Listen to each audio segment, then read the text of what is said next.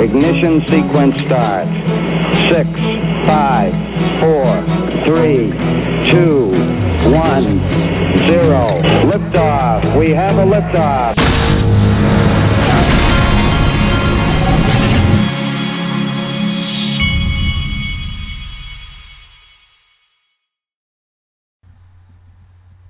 Hey everybody, this is the Digital Asset Investor. I'm going to start this video with this tweet from Michael B. He is a parent, I guess he's either a home builder or just a contractor in general. But I read this tweet this morning, and then I was on the phone with my father. Now, many of you may not know that I grew up in the home building business. My father was a home builder for, I guess, around 30 years. He built, I think over 3,000 homes in his career. And he did that for a long time, and the financial crisis was just brutal on his business and a lot of contractors around these parts. But I saw this tweet, and I decided I would read it to my father because we could so identify with some of the things being said here. Michael B. said, at 62 years old, I have 40 years in the contracting business with little to show for it. I've been used, abused, lied to, manipulated, shit on, sued, injured, dragged over the coals by relentless homeowners. Yet I keep on keeping on. My faith is relentless. A couple of things he left out. Stolen from is one that he should have had in there. And my father told me that I needed to tell Michael B. that he also needed to add screwed by banks and the government to that. And I'm sure Michael B. knows exactly what we're referencing in that when I say that type of thing. The home building business is brutal, and a lot of people see a home builder and they see that guy, he probably makes a lot of money, and because he builds a house and he makes thousands of dollars when he sells that house. What people don't see is what he's talking about, I guess, here. When we were in the business, we called them callbacks. After you build a house, you can only imagine the laundry list of things you have to go back and do to after that home is sold to make sure that you have a good reputation for follow-up and customer service. And what is a common thing that I think Michael B. is referencing is many people will take advantage of that when you go out of your way to, and there are so many gray areas with building a home that there are so many things that a homeowner could say, oh well, yeah, this was messed up when you built my house. Well, how are you going to prove that was not, or if it's something that they did, or if it could be a couple of pieces of trim in a home that are not in place, and you don't know if somebody kicked it or somebody got in a fight in the home and broke something, and then they're trying to get you to fix it and try to act like.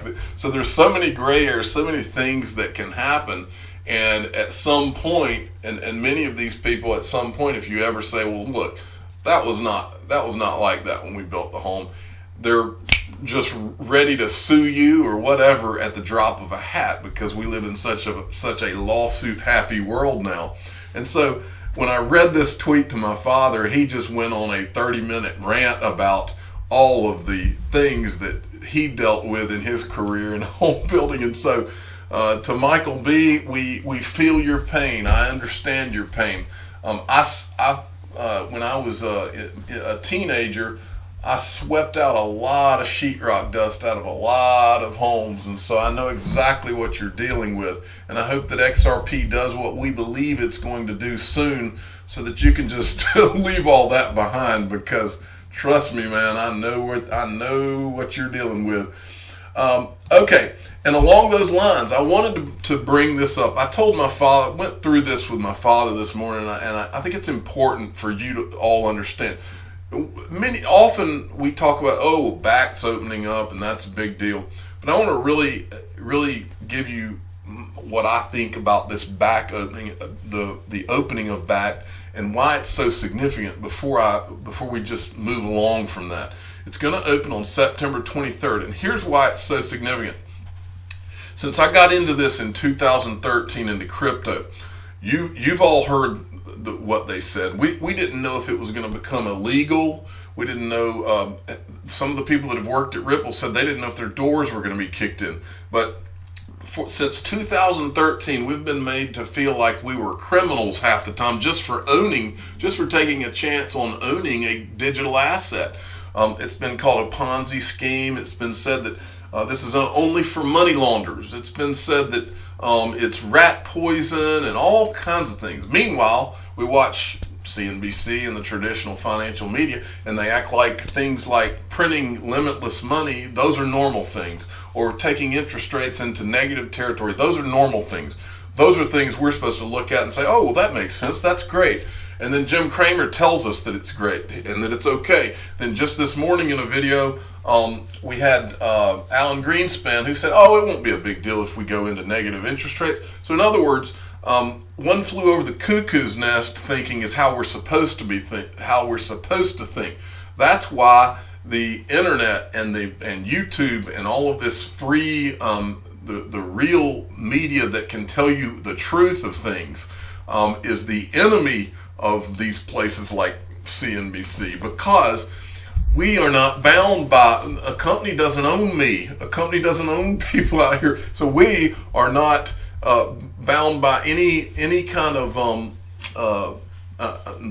words agreement, but we're not bound to tell you what we think you want to hear, or what we think our central bankers in their infinite wisdom is in your best interest to believe.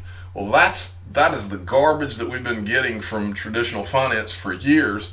Ever since the financial crisis, to me, has always represented when they finally crossed the line. That's where they finally crossed the line, and it was almost like I'll tell you what it reminds me of. You've all probably seen the movie Vacation. There's a scene in Vacation where Chevy Chase has gone out to the pool at night, and Christy Brinkley, who was the supermodel back in the 80s, is in the pool, and Chevy Chase is basically in the pool with her, and he has no business being in the pool. Well, the wife catches him, the kids, the whole hotel wakes up, and he gets busted out in the pool with Christy Brinkley with her shirt off or whatever. Well, after that, he's on the balcony. And he's trying to give his son. He goes through a whole thing with this conversation with his son Rusty about how he was just doing this, making up a bunch of BS. And at the very end of it, the son looks at him and he says, "Do you think Mom will buy it?" That is the impression that I got when I watched the financial crisis unfold on CNBC. And that's the impression I'm getting now, where like the Alan Greenspans of the world are coming out and saying, "Oh, well, it won't necessarily be bad if we go into negative interest rates." And then one of the people in the White House said, "Well, technically the yield curve did not invert." I'm thinking they're looking at the camera and saying, "Do you think Mom will buy it?" That's the feeling I get when I hear this stuff. Okay, so back to Bakkt and what this really means, folks. What Bakkt really means. Now remember, these guys did not name Bakkt for no reason. Bakkt. It is called Bakkt because this is their idea. Remember, these people, the level of arrogance on Wall Street cannot be underestimated. These people at some point got in a room and they said, "Listen, we've got to sell this as now crypto is legitimate." We've been everybody in the media, the traditional financial media, since 2013 and before, has been telling the public, the average investor, that this is all a scam, that it's money laundering, that it's for criminal activity. But now we can sell that as being backed by us. Now it's legitimate. Now the people can invest with safety because we're the good guys. We're the ones who you can trust. And that is the whole theme of what this is, folks. This is going to be the first salvo of Wall Street coming in, and they're going to begin to sell it to the people. And they're going to say, "Look, see, all those things, that stuff you've been hearing, that was back then, but now we're here, and you know us, you can trust us. You've been able to trust us for 100 years. We're here. So now we've got legitimate custody, and now there's real compliance and all of this." So that is why this is so significant, folks, because what's going to happen hand in hand with this is going to be they're going to sell it. They've invested over $400 million in this. So don't think that you're not going to start to see all these trusting commercials about digital assets and Bakkt as they get closer to launch. Mark my words, you're going to begin to see the commercials roll. We're already seeing the Drop Gold campaign on CNBC. I've seen it 2 or 3 times already. Okay, enough on that. From David DePriest, let's show you how the world's changing. Brexit Secretary signs order to scrap 1972 Brussels Act, ending all EU law in the UK. And he had sent me this quote: the votes of 17.4 million people deciding to leave the EU is the greatest democratic mandate ever given to any UK government. Politicians cannot choose which public votes they wish to respect. Parliament has already voted to leave on the 31st of October. The signing of this legislation ensures that the EU Withdrawal Act will repeal European Communities Act 1972 on exit day. Wow. It says this is a clear signal to the people of this country that there is no turning back. We are leaving the EU as promised on October 31st. Whatever the circumstances, delivering on the instructions given to us in 2016. The world is shifting, folks. Chinu Patel 29 sent me this. The Coin Dad, this is some adoption right here, folks. Just took my wife's nephew to get a haircut and was surprised to see a Bitcoin sticker on the wall at this African-American barbershop in small North Carolina town called G Cuts. I was so excited I actually paid in Bitcoin. This really made my day. Pretty cool, pretty cool. And then XRP Vegas. This is big time, folks, big time.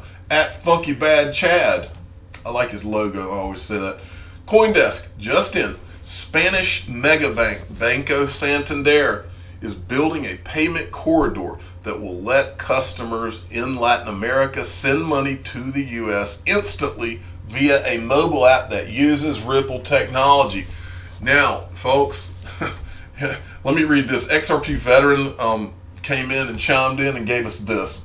The next announcement, the next time you hear Ripple announce another partner that is using Xcurrent, do not be dismayed. Realize that Ripple is doing exactly what it should, building another corridor for XRP liquidity. And when you hear all those with fear, uncertainty, and doubt say, but it's just Xcurrent, banks will never use XRP. You can just smile, consciously aware that the XRP game plan is being played perfectly. I know that XRP needs Xcurrent to succeed. And I believe Dilip Rao actually said this, that's the game plan.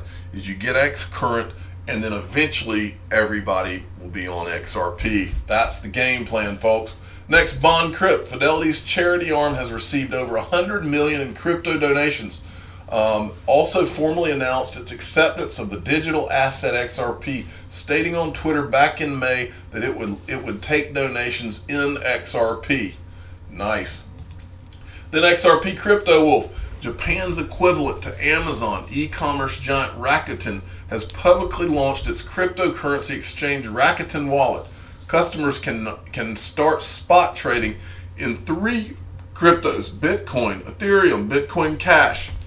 What about that XRP, Rakuten? XRP Crypto Wolf. Binance plans to launch Venus, similar to Facebook's Libra. Binance says Venus is an independent regional version of Libra. Binance welcomes governments, companies, and organizations with strong influence to collaborate on Venus. Okay, and then Michael at VAL5 Links sent me 2 interesting things. However, now the payment processor is taking its dive into the cryptocurrency world one step further by creating an in-house cryptocurrency division, and he's referring to Mastercard. Mastercard is now creating a cryptocurrency division. We have been right, 100% right all along, folks. Cryptocurrency is about to change the world, and you don't need to look any further than Mastercard. They're not creating a cryptocurrency division at Mastercard for no reason. And you can go ahead and write it down. Visa's got one too, or is building one right now. I mean, just write it down because these guys are competitors. And then this is what I believe that you're going to see in the future, and I believe that many of you that are listening to me will never sell your XRP, and this is the reason why. Your XRP will be able to be leveraged for loans. And I was talking to Brad Combs about this. There are many people, and a lot of people don't think about this, but think about this for a minute. There are people in my town. Remember, a lot of you don't know, but Coca-Cola was invented in Georgia. And you may not know that. Coca-Cola, probably the most popular brand on the planet, was invented in Georgia. There are many people in Georgia that I know about who have a cost basis in Coca-Cola stock that is such a low cost basis that they can't sell their the tax implications of selling their Coca-Cola stock. That's what they call it in the South, Georgia, folks, by the way. You call it Coke. That's what it's known as around the world. But Southern people call it Coca-Cola. That's the way it's always been called around here. But anyway, a lot of these people have a cost basis in Coca-Cola stock that is so low that the tax implications would be horrible if they ever sold it. So what these wealthy people that were investors in Coca-Cola way back when, these people, all they do is they live off of loans that are pledged against their Coca-Cola stock, and that's how they live their life. That's how wealthy people live, and their Coca-Cola stock is just an asset. I believe that same thing is going to happen with XRP holders and Bitcoin holders. Many people may never sell their digital assets because banks like Silvergate Bank here, they're eyeing crypto-backed loans for institutions. I believe you'll be able to show your banker that you own XRP and you'll be able to get loans against it. I'm the digital asset investor. I'm not an investment advisor. This is for entertainment purposes only. Please subscribe and hit the like button and tell your friends and family that you may never sell your XRP. Thank you for listening.